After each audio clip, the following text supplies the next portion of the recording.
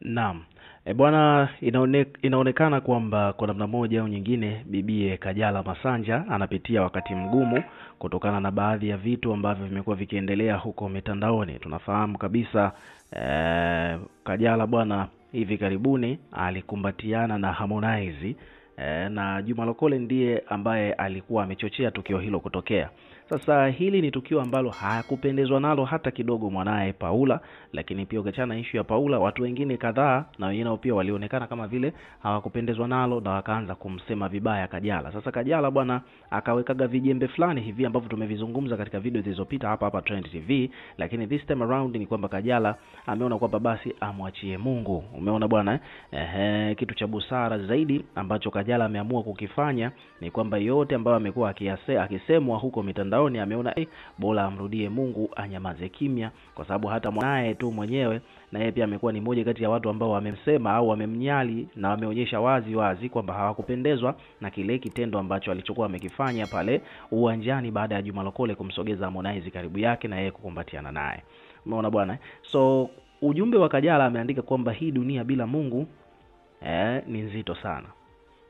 Umeona hii wadau wameitafsiri kama vile ni kitu ambacho Kajala ameamua kureflect, kuonyesha kwamba anapitia mazito, changamoto katika maisha yake kwa sasa hivi. Kwa hivyo basi ameona wazi kabisa kwamba bila Mungu hii dunia inakuwa nzito kweli kweli, yani inaweza ikakuelemea.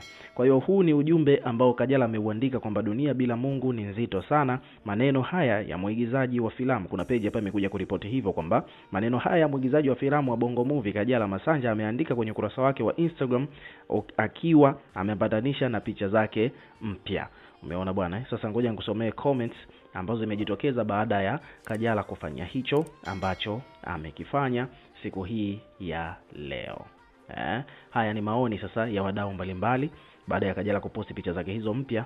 Kwa mfano, Juma Lokole anasema kwamba bwana, roho wa Mungu, mtu wa maana kabisa. Cutting Master anasema kwamba bwana, acha tu niweke makopa mama yangu. Haya, kuna mtu hapa Ustaz Juma ameandika kwamba huyu ndo shemeji yetu kipenzi. Kwa mtu anasema kwamba bwana, shua mama, huyo ni Lina amekuja kucomment hivyo. Tabu Mtigita ameweka comment hapo za makopa. Na waigizaji wengine kibao amekuja hapa kumsupport kile ambacho Kajala amekiandika. Je, ukiwa kama mdau, weka maoni yako katika comment section. Unahisi kwamba hiyo caption ambayo Kajala ameiandika ina relate au inahusiana na wakati wowote ule mgumu ambao yeye anaupitia kwa sasa? Weka maoni yako katika comment hapo chini, tutakuwa tunasoma na kureplay kila comment, na pia hakikisha una subscribe kwa ajili ya kupata update zaidi.